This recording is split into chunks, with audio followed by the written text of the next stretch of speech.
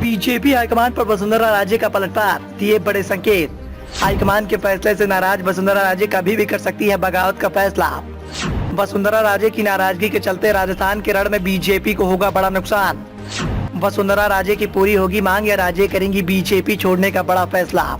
आगामी विधानसभा चुनाव की नजदीकियों को देखते हुए राजस्थान में कांग्रेस और बीजेपी के बीच में जमकर सियासी खींचतान देखने को मिल रही है। दोनों गुटों के द्वारा सियासी समीकरण को साधने की पुरजोर कवायद की जा रही है, लेकिन इसी बीच में राजस्थान के सियासी समीकरण कमजोर पड़ते दिखाई दे रही हैं। साथ ही पार्टी की तकरार के चलते अब अशोक गहलोत के सामने राजस्थान बीजेपी काफी पिछड़ती हुई दिखाई दे रही है। चुनावी नजदीकियों के बीच में बीजेपी हाईकमान के फैसले के बाद से ही राजस्थान बीजेपी की दिग्गज नेता वसुंधरा राजे नाराज दिखाई दे रही है। तो वहीं राज्य का गुस्सा अब बीजेपी हाईकमान के सामने भी देखने को मिल रहा है। एक बार फिर से वसुंधरा राजे ने बड़ा बयान देते हुए पार्टी हाईकमान के दिग्गज नेताओं को इस बात का एहसास दिला दिया कि राजे राजस्थान की राजनीति में ही सक्रिय रहेंगी और यदि पार्टी हाईकमान के द्वारा उन्हें तवज्जो नहीं दी जाएगी तो फिर राजस्थान के रण को जीतना बीजेपी हाईकमान के लिए टेढ़ी खीर साबित हो सकता है। बगावती तेवर दिखाते हुए वसुंधरा राजे ने कहा कि वो किसी भी कीमत पर राजस्थान छोड़ने वाली नहीं है। उन्होंने महाभारत की द्रौपदी का चीरहरण का उदाहरण देते हुए कहा कि उनकी रक्षा करने के लिए भगवान श्री कृष्ण आए थे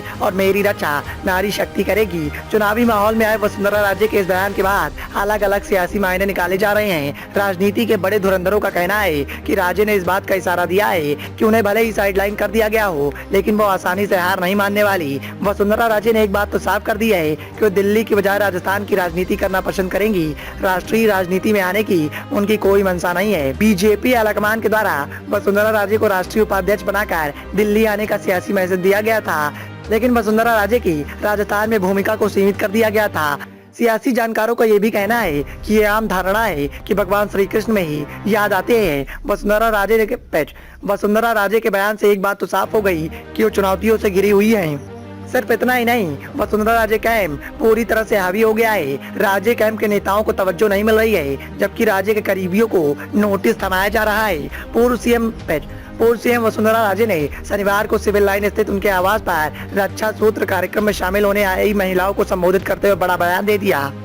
राजे ने अपने बयान के माध्यम से एक बात तो साफ कर दी कि बीजेपी हाईकमान भले उन्हें राष्ट्रीय राजनीति में सक्रिय रहने के संदेश दे रहा हो, लेकिन उनका मन राज्य की राजनीति में ही लग रहा है और वो राजस्थान की राजनीति को छोड़कर कहीं नहीं जाएंगी। ऐसे में एक बात तो साफ है कि अगर बीजेपी हाईकमान को राजस्थान का सियासी रण जीतना है तो वसुंधरा राजे की नाराजगी को बीजेपी हाईकमान के दिग्गज नेताओं के द्वारा खत्म करना ही होगा।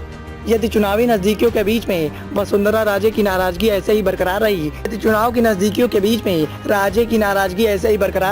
तो इसका सीधा फायदा अशोक गहलोत की सरकार को हो जाएगा और अशोक गहलोत की सरकार एक बार फिर से सत्ता में आ जाएगी। ऐसे में बीजेपी हाईकमान के दिग्गज नेताओं को इस बात का एहसास है कि चुनावी नजदीकियों के बीच में राज्य की नाराजगी को खत्म कर चुनाव के रण को जीतना सबसे बड़ी चुनौती। ऐसे में बीजेपी हाईकमान के दिग्गज नेताओं को इस बात का एहसास है कि चुनावी नजदीकियों के बीच में वसुंधरा राजे की नाराजगी को दूर कर सियासी रण को जीतना सबसे बड़ी चुनौती है। Bureau report, the noise of India.